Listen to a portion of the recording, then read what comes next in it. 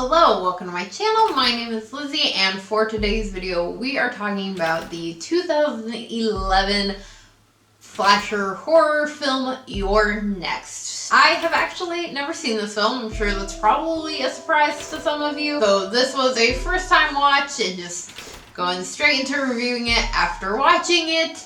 And honestly, I think I gotta put this one off out of just the fact that this was really hyped up for me by a lot of people. A lot of the horror community seems to really like this film. It's been, at least in my head, very hyped up, and I think that it still was a little too hyped up in my head. I think I definitely went into this with too high of expectations for the film, and that may have ruined it a little bit for me. To be honest, I'm not really sure how I feel about this film. I kind of was not really loving it for a big chunk of the film. I felt like none of the characters in this are really likable, which I personally need. I want to have characters that I like and that I'm rooting for. Even Erin, our main protagonist, is not really that likable. She spends a lot of the conversations with her boyfriend, Crispin, just almost looking down on him and his family for having money. She brings it up a lot. She likes to really heavily point that fact out that he comes from money, and she really just judges him on that a lot. And I mean, he's not exactly the character you're rooting for by the end of the film, but just the fact that she's like that really bothered me a lot. I feel like, you know, it's your significant other, you shouldn't be judging them like that and treating them like that just because of, you know, the family that they come from, I guess. And but really, his entire family is not likable.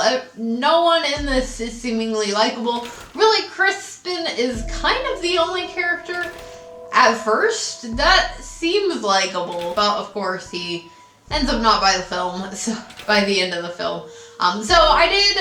I guess I should have said this already, but forewarning, I am going to be talking about spoilers. I'm really just going to be talking about this with the expectation that you all have seen this. So if you have not, there's your warning.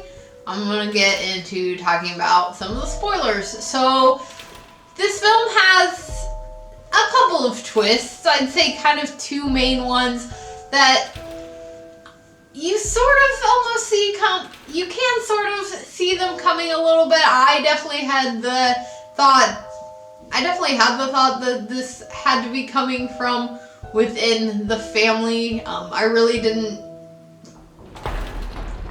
see it as being like a random attack situation, kind of like with the strangers. I really was like, somebody has got to be in on this. Maybe it's Erin, maybe somebody else, I'm not sure. And of course they do end up revealing that the youngest son, Felix, is in on it, him and his girlfriend, and he has hired these people with the promise that, you know, once all of his family members are dead and he gets his inheritance, that he will pay them off for killing his family. And that was the first kind of reveal that's really not that big of a reveal, but I feel like they were intentionally trying to make it seem like it was the big reveal, so that when the big reveal did come along, you were way more surprised, which, to be honest, it did get me. I definitely was pretty surprised when they, and spoiler again, that Crispin, Erin's boyfriend, is in on it as well. Him and Felix devised this plan at some point, and Erin's really just there meant to be a witness. Crispin goes into this whole speech about no, we weren't gonna kill you. You were specifically meant to be left alive so that you could be a witness and basically testify that this was just a random break-in and random people attacking the house, because they needed somebody credible to witness the attack. And that was definitely a big reveal. I didn't really expect that part, so I was definitely surprised and pretty shocked with that, and I really liked that. It's a very action-heavy slasher film, and I liked the deaths. They were pretty interesting. Some of them were a little cheesy. There were some that I was like, okay, I don't know so much about that. And some of the acting was a little, some of the characters were maybe a little too over the top for me. But who knows, maybe that's more realistic when characters are like over the top when they're dying or scared. Because, I mean, I never know how I would be in that situation.